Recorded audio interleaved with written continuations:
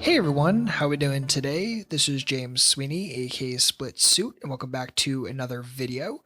And as part of the Ask SplitSuit a Question series, a bunch of people sent in hand history questions. This one comes privately via Facebook, and Josh just wants me to review this hand played with ace queen, so let's check it out. Okay, so this hand is from 2 No Limit. There's a poster in the cutoff, we're under the gun, decide to open to 4x, totally fine with that. It folds around, get called by the small blind, go heads up to it. Small blind checks, and we check behind. And Josh says, on the flop, I thought checking behind would induce a bet on the turn, and there weren't many cards that would scare me, since I thought he'd probably bet a flush draw on the flop. My plan was to call the turn and bet the river if checked to. So Josh, I love the fact that you're thinking ahead. I just think that the thought process needs a little bit of tweaking. So in a situation like this, even on a passive table, even on a table where it's pretty conservative, C-bets are winning a lot of pots, I would not check this behind. And part of the reason why people check this behind is to try to make sure that they have a check back range that has stuff in it that can continue on future streets. Okay, fine. But like the big question I always ask myself in a spot like this is what would I do with top pair, but also what would I do with a whiffed hand like say ace king?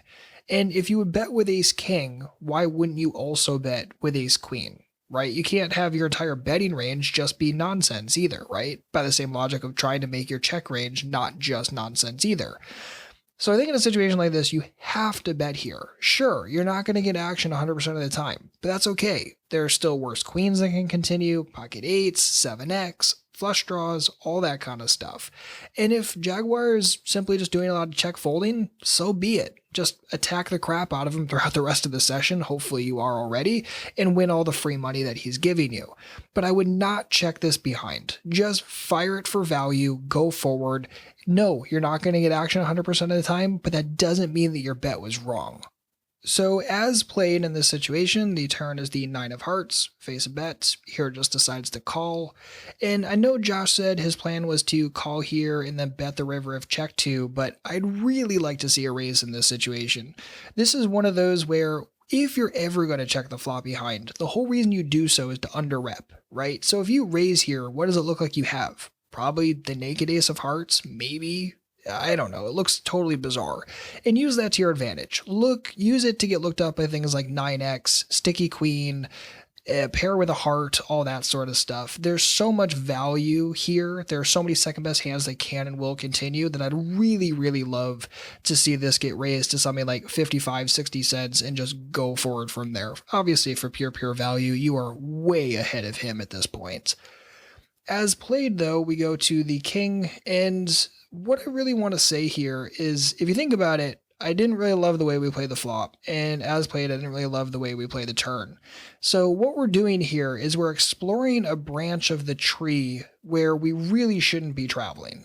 Right, so this happens sometimes when we're doing hand history analysis, like we're exploring a branch that just doesn't matter because we really shouldn't ever be on this branch.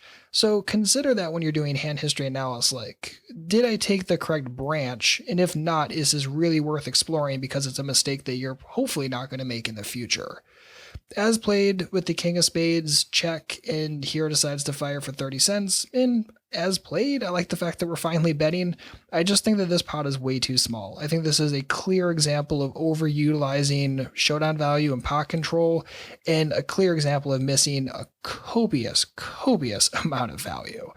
As played, we end up getting called. Don't know what we get called by, but we win the pot, and that's all well and good. But again, I really don't like the way this hand was played. I really like to see this pot be much bigger in the future and generating a lot more value for your ace queen. So Josh, thanks for the hand, and if you or anyone else has a poker-related hand or question, feel free to leave it on our Google Plus page. Leave a link for that in the description box, and also please make sure to like and subscribe if you're enjoying this type of video. If you have any questions, please don't hesitate to let me know. Otherwise, good luck out there, and happy grinding.